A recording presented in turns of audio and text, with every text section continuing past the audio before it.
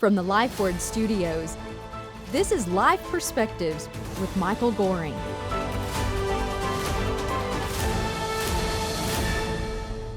Joining me today is comedian, ventriloquist, and one of my personally favorite people in all the world, Taylor Mason. Taylor, good to see you, my friend. Michael, it's a pleasure to see you. I guess virtually now. Is that what? I don't even know what you call this now that we're together in this weird chat room, right? Yeah. We can see one another. I mean, God bless you, bro. Thank you very much for having me on. It's just amazing, the technology. And we were talking a little bit off the air here before we started, because I've got all these. I must have 10 different platforms that I can go to, including the one we're using here today, that for these, but each one has its own parameters and logistics for sight, and especially for sound. And it is just an unbelievable, and as a ventriloquist, of course, I'm really tied into sound, and can you hear, and is everything being enunciated, and is it, but you know what it really comes down to, Michael? The title of this program is Perspectives, I believe, correct? Life Perspectives. Yep. And you know what? We're talking about that right now. It's all about how you approach it and what your perspective is. And I'm glad to be on. So thanks for having me on your program. Thanks for being with us. So Taylor, your career has spanned decades, from winning Star Search to performing worldwide. How has your faith shaped your career path over the years, particularly in such a diverse industry? Okay, so I get asked this a lot, and my answer is so simple, but it is profound, and I didn't come up with it. This is not a Taylor Mason original. Okay. It's really 4 words, and it sums up everything. And you've seen me work live video. Yeah. God works through people. Yeah. So it's so easy to say that. And it's, frankly, as a preacher, I mean, you know, I'm being so redundant. I mean, you know, I can almost see you roll your eyes. No kidding. But it is so profound. God works through people. And if you just boil everything down to the essence, why are you on earth? What are you doing? You know, if you're listening, and as I'm talking to Michael, what is going on? It's very simple. Here's what's going on. God is working through people. And that perspective has influenced my life beyond those 4 words. And I try to make everything, as I work in my world, it's really all about comedy. And so again, I'm just to break everything. And Michael, forgive me if you were to sum up Taylor Mason the same way that I just summed up my perspective on faith. The way I would sum up Taylor Mason is this. Who is Taylor Mason? He's one of those people, it takes him 30 minutes to say hello. So that is the perspective you need to enter the entire next few minutes as I'm talking. That perspective of God working through people permeates my life. That means it permeated the outlook that I had in high school. It permeated my life as I went to college, as I went to graduate school, as I was given an incredible blessing of choosing my profession, which is as odd and weird and off the grid profession you can choose, which is ventriloquism. Yeah. But which is really all about communication, and God is working through people. And so why am I here? Why have I been doing this, as you said, for all these years? Because my ego, although it's, you know, bigger than the planet, is somewhat punctured by the fact that I'm really just here as a vessel. God is working through me, and wherever I go, whatever I'm doing, that is, I don't have to think about it because it's part of my life. Yeah. So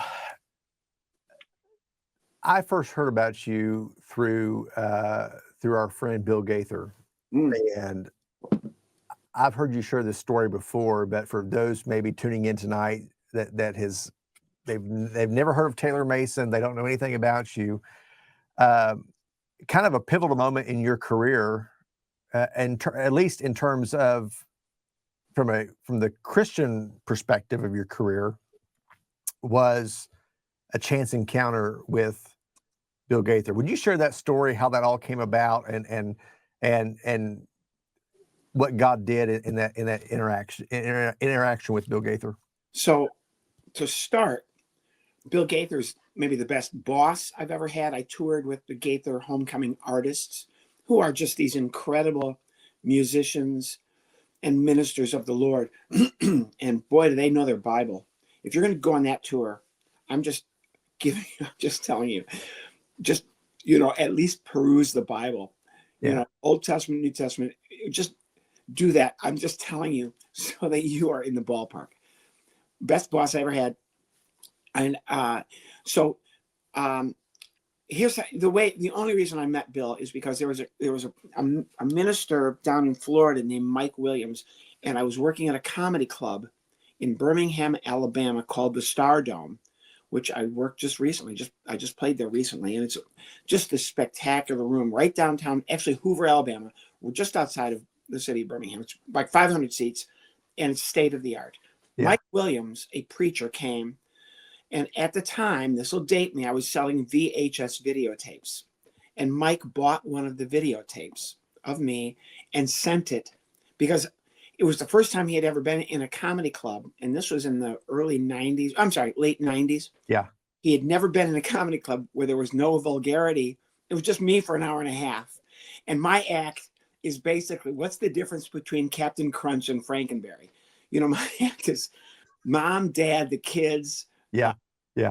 My savior, ventriloquism, audience participation, which is God working through people. So Mike sees this and sends the videotape to another minister named Ken Davis in Nashville, Tennessee. Ken is another man of the Lord. And Davis looks at the video once. It's 90 minutes of me, sends it to Bill Gaither. And Bill Gaither sees the video and decides to book me at his homecoming event in just outside his hometown. He lives in Alexandria, Indiana. Yeah. This was in Indianapolis. And what he did was he said, you can come on and do 10, 15 minutes. And Ken Davis says to me, well, you got to use something unforgettable. So this is what I did. I made a puppet that looked just like Bill Gaither. So this giant Bill Gaither look-alike. Okay. And Bill Gaither is known for being an incredible songwriter along with his wife. But also, he has a stutter, which comes out at the worst times of a performance or one of his services. At the most emotionally, the peak, Gaither will start stuttering, which I've always found to be hilarious. Yes. So I thought, well, this would be great, because what I'm going to do is I'm not going to do the puppet myself. God is going to work through people. So my prayer before every program, especially this one, is, Lord, please just let this work the way I hope it will. So I go on, it's like 20,000 people in this basketball arena. And I bring this unwitting woman from the first row up on stage and sit her on a stool. And I bring out the Gaither look-alike puppet. And I give it to her. This woman, I believe she was a nurse. She's never worked with a puppet in her life. Now she's on this big screen TV in front of 20,000 people. And she has Bill Gaither sitting on her lap. And I have her put her hand inside the puppet head so that this person from the audience who has no idea what's happening, is now operating the puppet's mouth. And I am putting the words in Bill's mouth, which is, obviously you can just tell from my telling the story, it's impossible. Yeah. And of course it's stuttering. We can't, and I think one of the punchlines was, Bill, I say to the puppet, can we sing a song now? And the puppet looks at me and says, did I write it? And, everybody starts laughing. And I say, no. And then he says, oh, so that's the one I didn't write. And, everybody's laughing really hard. And I think, I don't know what song we sang. Anyway, we can't get through the song. Yeah. Because the puppet is stuttering. The poor woman doesn't know how to operate the puppet. So it's swiveling its head around as if it's, having a psychotic episode, and opening and closing its mouth in inopportune times. And I'm trying to fit the words in, and it peals of laughter, and I get high. I mean, I walked off that stage right after I did my 15 minutes. And then I'm driving on family vacation. Our kids at the time were little.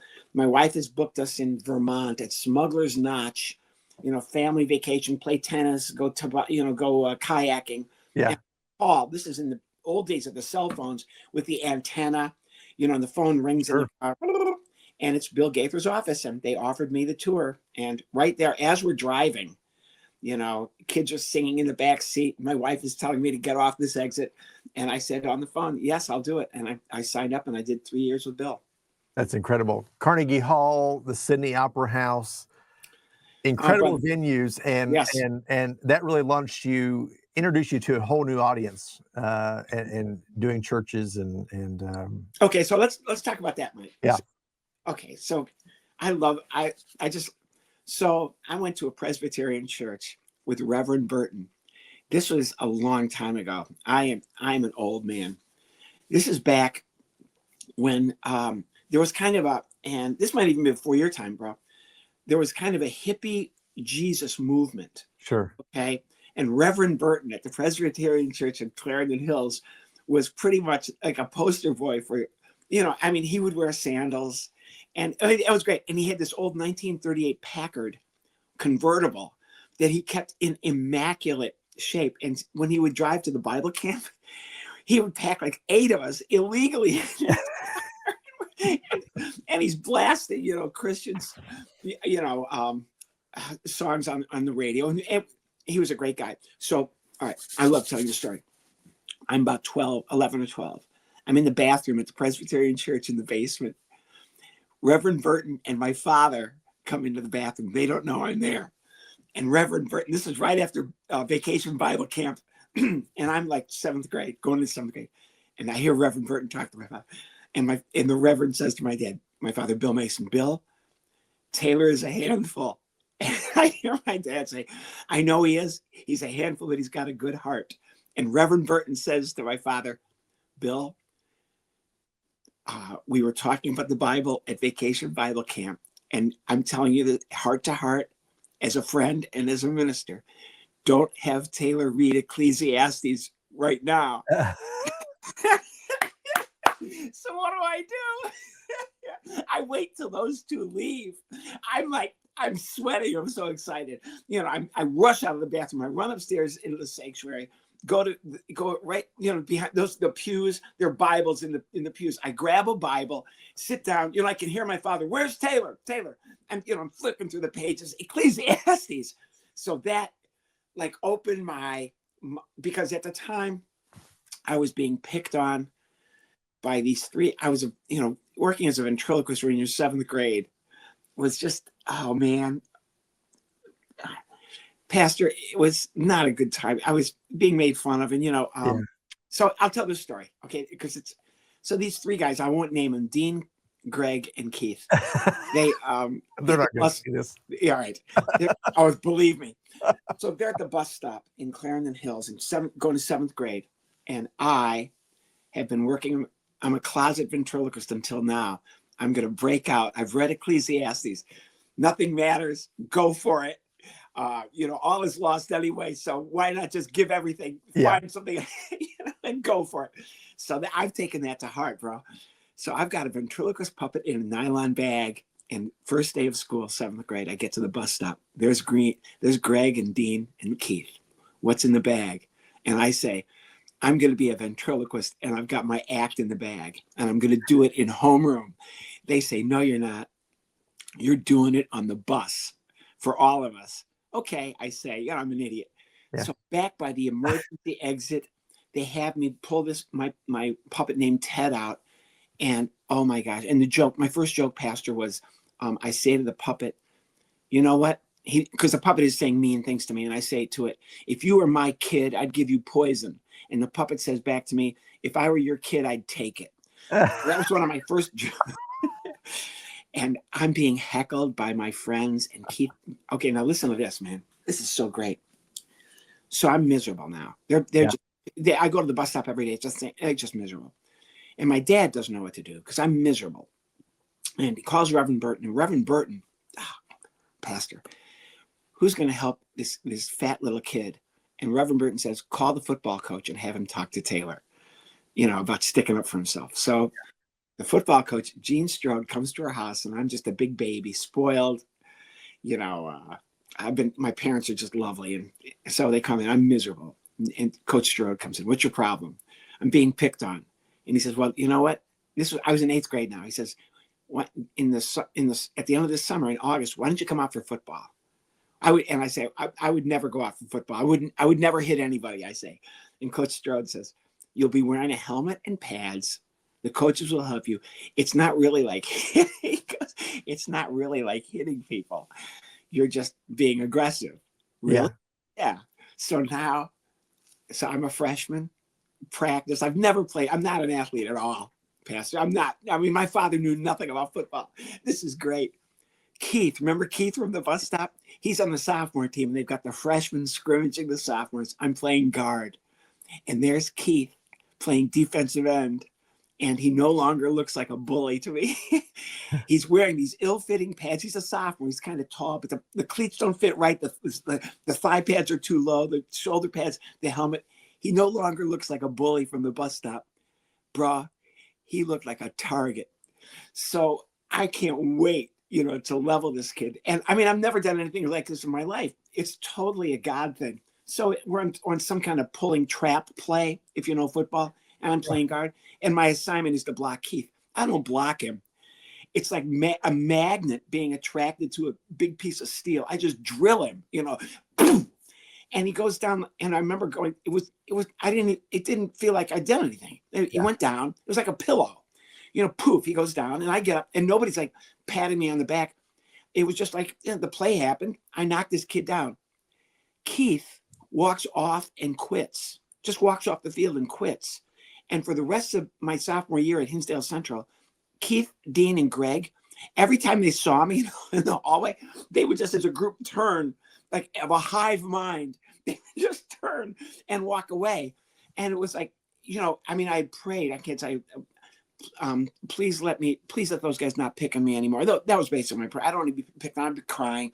Well, my life, all of a sudden, now I'm a football player. It's like I had gone from this fat little cheese ball with a puppet, and now I'm like, the coaches called me a headhunter. I didn't even know what that meant.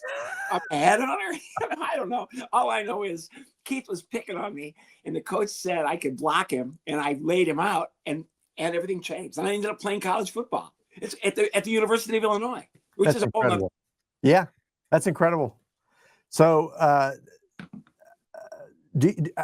didn't ask you before we came on. You don't, by chance, have any friends with you, do you? I do not. You know what? But I'm sorry, I don't have. No, that's okay. I thought I would ask. I have all these imaginary friends, and I had this is wild. So I was in Florida last weekend, actually at a church, and a man came up to me at the end of my program. I performed Baptist Church in Sunset City, very nice. And a man comes up to me and says, "Sir, those puppets are scary." And immediately, what? What? He says, "Those puppets." And I said, "Well, you're going to have to explain. What do you mean they were scary?" And he goes, "Your pig puppet. It was sitting at the edge of the stage, staring at me." So now, what do you say? Yeah. So I say, well, yeah. If you were trying to have a stare down with my puppet, you're not going to win because his eyes don't close. Yeah. And the guy goes, well, I had a real problem with that. So what do you say? I said, well, did he wink at you? Was there like some kind of communication that I don't know about? No, he said they were just scary. Your puppets are scary. And this is where I took the initiative. I said, and this is another thing, before I do my program, my prayer is just, if nothing else, my Lord, let this be fun for everybody. If it can't be fun, let it be entertaining for everybody. If it can't be fun or entertaining, let it be informative. So now we're at the point now of information. So I said, these are not puppets, sir. These are my imaginary friends, and they have all come to life just for this past 90 minutes. They are imaginary friends. It's what you call Facebook, or maybe, I don't know, Twitter, or whatever it is that you use. I don't really care, but think of it that way. And the man, to his credit, as if I had enlightened him in some way. Of course, and I've got a better story for you, buddy, that harkens back to Gaither. I love this. Is one of my favorite puppet stories ever. I have a pig puppet in my act named Paco. Paco's a favorite. I used to sell the Paco puppet at the Gaither concerts, and here's what's weird about that. I made more money per head of imaginary pig than my family made in the real thing. Okay, that's crazy. Yeah. Okay. So we're in Denver, Colorado at the Pepsi Center, the home court at the time for the Denver Nuggets NBA team. Yeah. And now the Avalanche. Okay, so and I do my set, about 15 minutes, and Paco, the pig, speaks fluent Spanish. Solo soy encerrito que le tiene mucho miedo este año. The weird thing about that is I do not speak Spanish at all. I don't know one word of Spanish, but the puppet, the pig, is fluent. So we do our set. Oh my, show's over. And I would go to during the Gaither run, 3 years, I would do my little segment and then I would run upstairs. Well, a lot of times at the arenas, there's a gym for the athletes and I would get to use that. We're there. Or I would run up to the top of the arena where the boxes are for the, for the high rollers or the corporations who bought a box. Yeah. And you would watch, and I'd watch the program because the Gaither program was amazing. 20,000 seaters. They had the Diamond Vision screens so that they did close up. So it was fun, and it's a service. It's not really so much a performance as it is about a 4-hour service of music and faith, and it's wonderful. Yeah. And I would go up and enjoy that. And oftentimes I would meet the general manager of the arena. So I do the thing, and Paco the pig, donde esa fiesta, como, he does his whole thing in Spanish, and I am backstage getting ready to run up, and the producer of the Gaither tour, Dina, comes over to me and says, "The general manager of the arena needs to see you right now." And I'm, thank you, Jesus. This is a prayer answered. I'm letting God work through me, and now this GM of this arena may not even be Christian. Awesome. Let's go. And she said, this elevator, I know where to go. I go up, and within 30 seconds, I have found the GM's office. I walk in, and I'm just, thank you, Lord, right? I walk in, and right away I realize I have misjudged the situation. This is great. There's a woman, dressed very conservatively, a long skirt and flats and a winter jacket, and standing next to her is a gentleman wearing a winter coat, and he has like a bolo tie on. He hasn't zipped it up. Nice couple, and I'm guessing Hispanic or Latin, just from the way they look. Yeah. And then the GM comes over to me, and I know him right away. We've never met, but I know the look because I've been to a lot of these arenas. And he says, "We have a problem." That's the first thing he says to me. "We have a problem." Not good.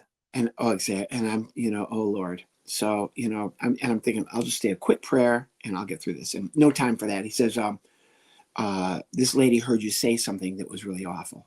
And I look at the couple, and she says, "I heard you say in Spanish that Mexican people are pigs." And I'm just heartbroken right away. And I'm thinking, what did Paco say? Usually he says in Spanish, "I'm scared of all these people. They're going to eat me. A lot of these people are planning a barbecue, and they think that I'm going to be," and that's the kind of stuff he's saying. Yeah.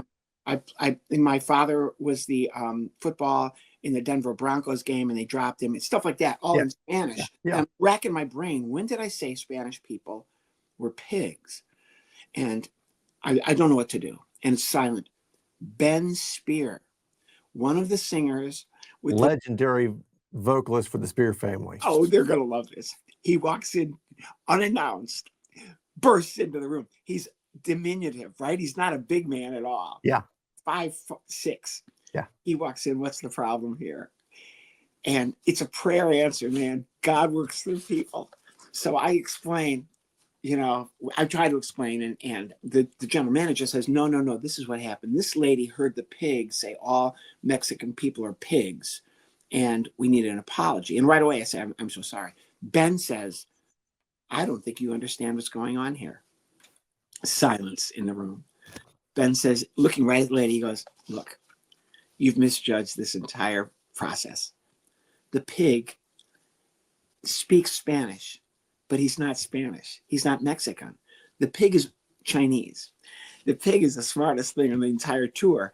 He often tutors many of the children on a tour, tutor in math, and he does it all." Now, the general manager and the husband of this woman are laughing, and I'm staring at Ben Spear. "What are you doing?" He says to the lady, "Look, whatever you might have heard, You have to understand the pig is Chinese. He speaks 4 languages. Now, and he's just going through this whole thing.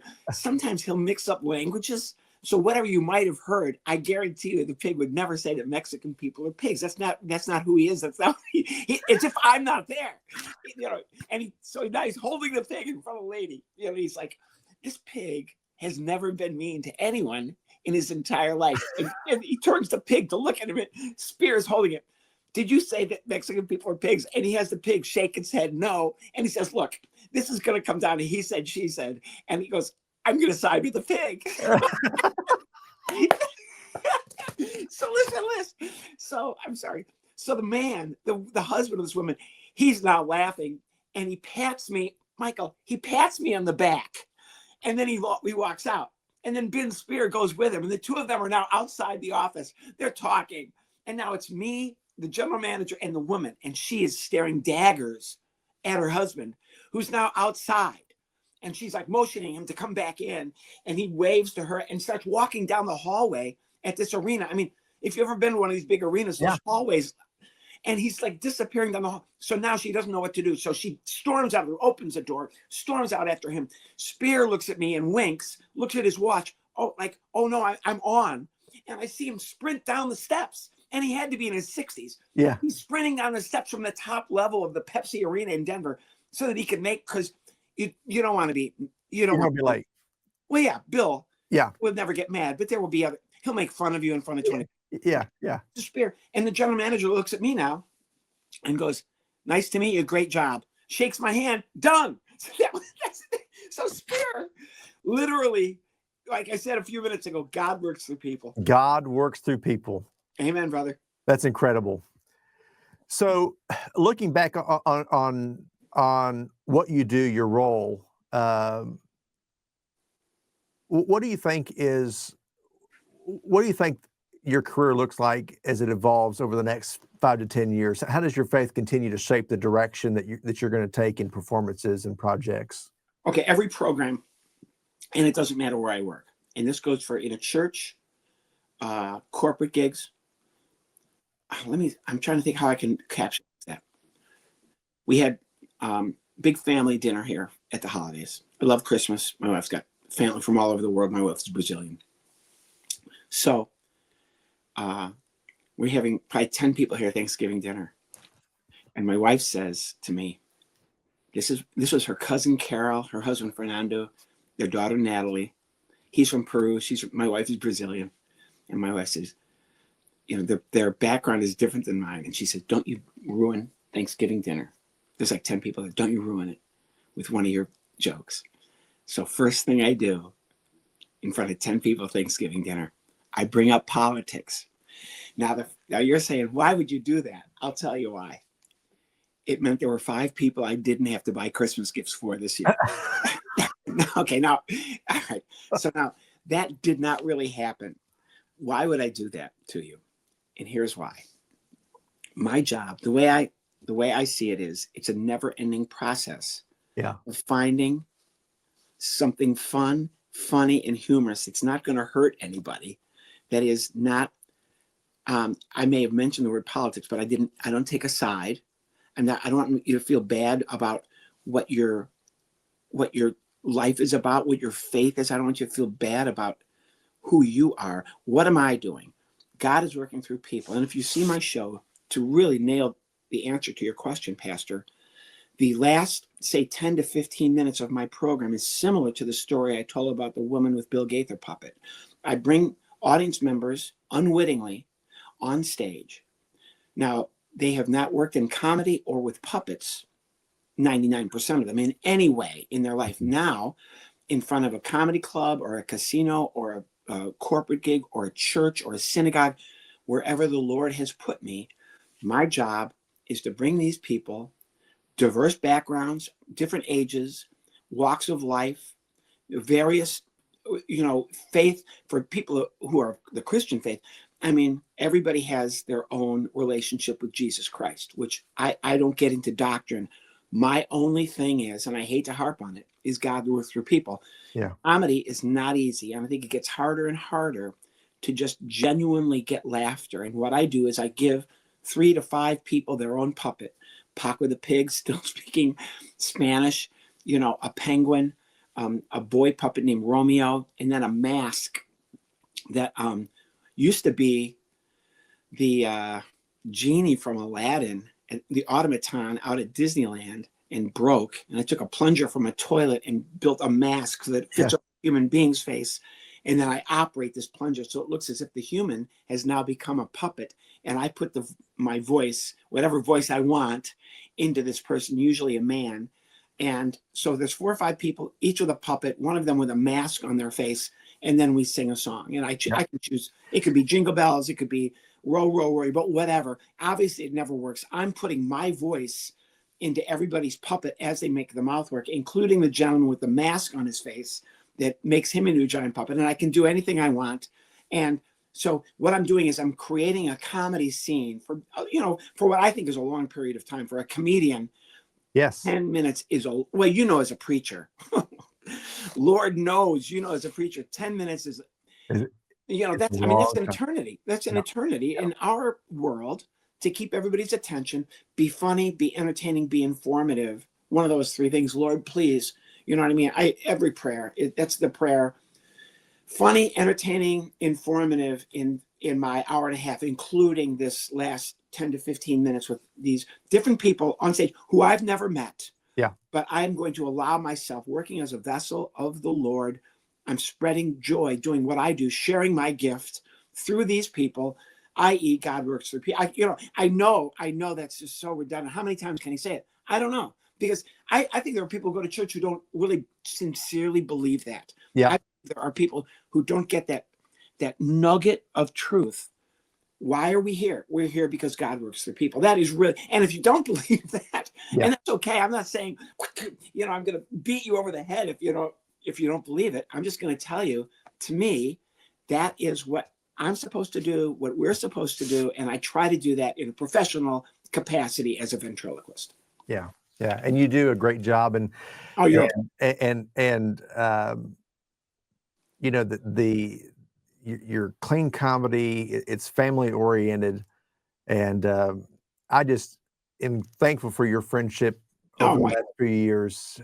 What a blessing you are to me and to my family. And I appreciate you taking time today, Taylor, to visit and to share your story. To learn more about Taylor Mason, I want to invite you to visit taylormason.com. Yes. See his tour schedule and go. Wait. I don't post my tour schedule anymore because I've had people get crazy, man. I mean, you know, I've just stopped now.